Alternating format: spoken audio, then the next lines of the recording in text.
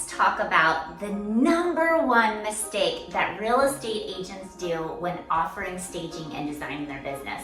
So I'm going to share a very not so great story with you, but it impacted me so big in my business that it completely changed the trajectory of my growth. So number one mistake real estate agents do is that they're going to offer staging and design into their listing contracts. Big negative.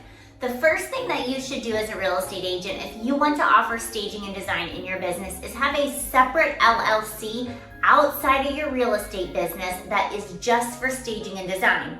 You then need to have staging and design contracts with that LLC entity that is associated with your listing contract, because for liability. And here's why.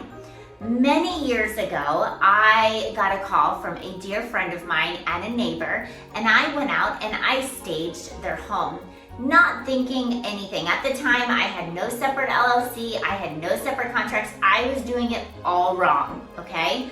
So I went in and they were actually gone for the weekend. I completely staged the house. It was beautiful. They loved it. But one of the mirrors that I was putting in, I noticed that it was a little bit harder to get the nail in the wall. And when I nailed that in, I thought to myself, gosh, that's a pretty hefty stud. Well, what I didn't realize is the neighbor the next morning called me and said, listen, there's water coming out from the garage door. And I immediately went into a panic, right? Because what happened is when I nailed that hole in the wall, I did not hit a stud, I hit a water pipe. And guess what? I flooded the home. And I had no protection. I had no separate LLC. I had no contract. I had no E&O insurance for that. Your real estate E&O does not cover anything staging or design or any fault that you make in that process. So I'm here to tell you, learn from someone who's been doing this for 20 years.